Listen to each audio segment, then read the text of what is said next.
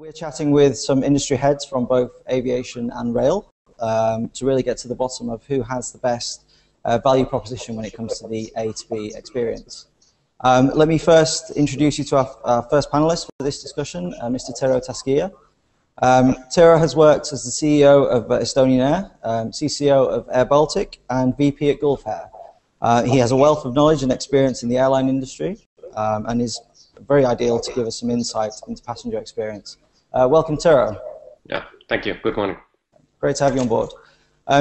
Secondly, I would like to introduce Jerry Angrave, who's the MD at Aviation. Jerry has worked in different sectors, helping businesses improve their customer insight and experience. He's led customer experience programs at places such as Lloyd's Banking Group, and he has a unique cross-industry insight into the rail aviation passenger experience. So welcome along, Jerry. Welcome aboard. Thank you. Good morning. It's great to have you there. And finally, we have Patrick Comboeuf, who's the Director for e-business at SBB Swiss Railways. He's in charge of the development and the subsequent execution of SBB's strategic e-business agenda in passenger traffic. So he's very well versed to give us some good insight today into the rail passenger experience. Okay, so let's start with the first question, which is for Tero. So Tero, which elements of customer service do you think actually make air travel desirable to passengers when choosing their journey? Well, there are of course many, but I would start from the first part of the value chain, which is basically the booking. So the booking tends to be easier for the train, for the air travel compared to train, especially if you're booking from abroad. So the distribution platforms, which are easily available for tourists and for the businessmen, tend to exclude train travel.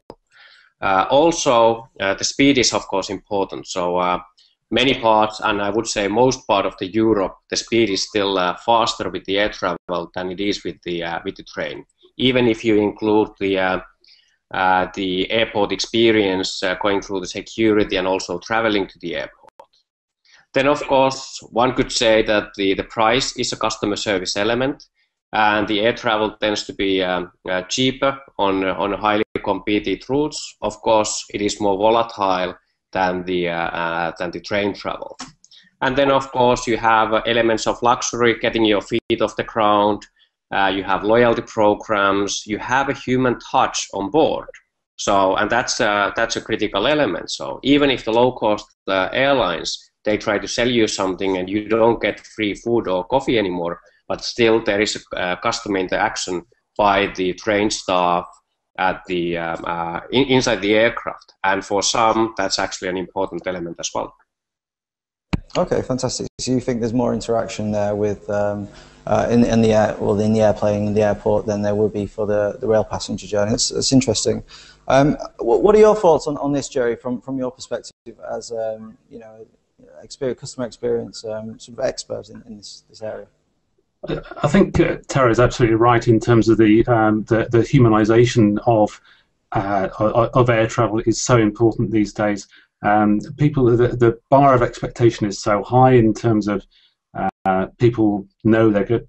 It's taken as read. I want to get from A to B safely, comfortably. So that's really not a differentiator. So the really acknowledging what it's like to be a passenger and what's going through their heads as they travel, as Tero said, through the different parts of the journey is critical. I think it's an interesting one about what do we mean by customer service, and I think there's a lot to be gained from really understanding what that looks like to from a customer's perspective. I did some research recently and for a regional airline, and sorry, is someone trying to ask a question? Sorry. No. Beg your pardon. I did some research recently on what sort of things passengers value the most, and it was the people who were advocating a certain airline were it was very much around the attitude of the staff and the cleanliness of the cabin, the aircraft cabin.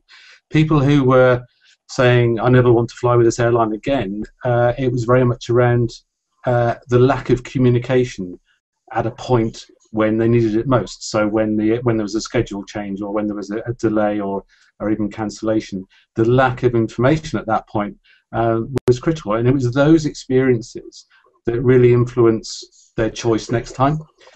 So back to Tero's point about, I think, yeah, absolutely, we need to recognise that whilst we can use technology and processes and systems to improve the experience and improve our operational efficiencies, we mustn't lose sight of the fact that we're dealing with real human beings, if that makes sense.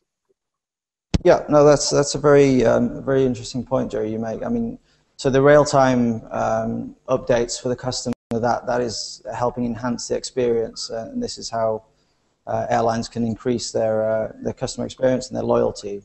From what I've gathered, you said there.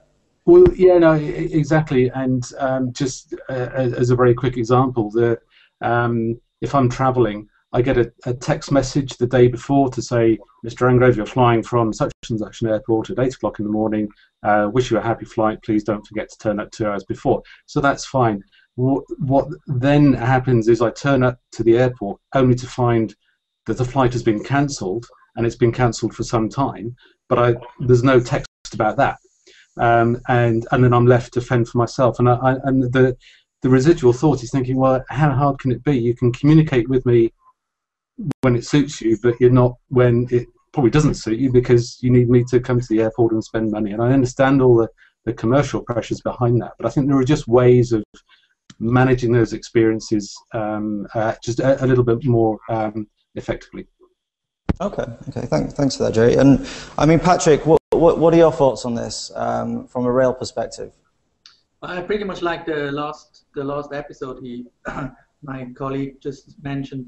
We have a tendency, both air and rail, to outsmart ourselves when it comes to execution.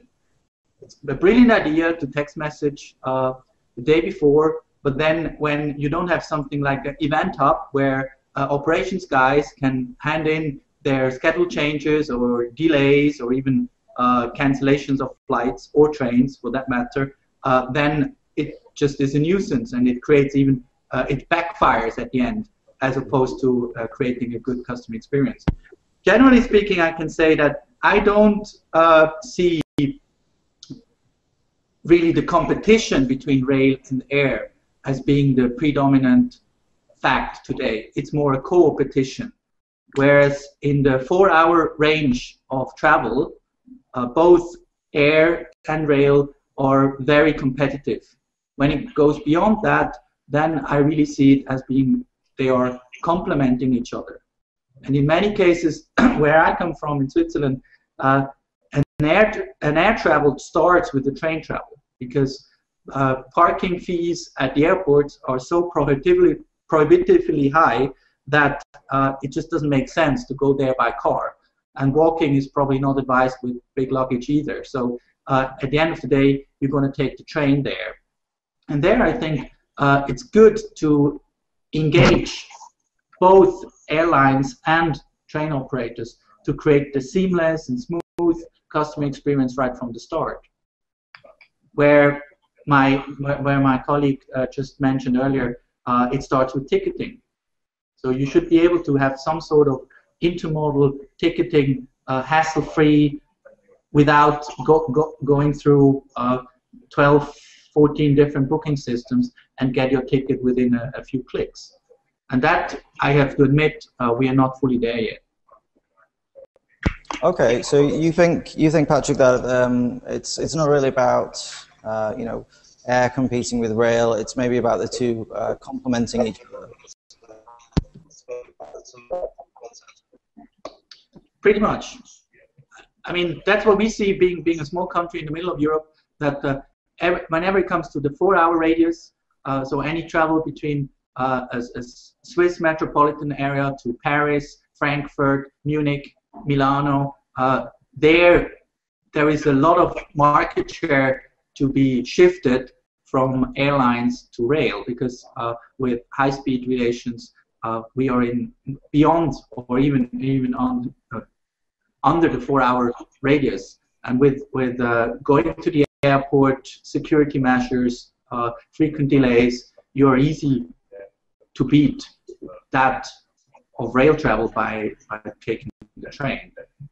And when it comes to customer service on the ground, I can clearly see that there are a lot of efforts to be made to upgrade train stations, to reassemble medium-sized airports of nowadays, so that the shopping experience, food and beverage experience, and also some kind of meeting facilities you find there are more and more to the same standard. So there I can really see that there is less and less differentiation for travelers to be made between rail travel and air travel.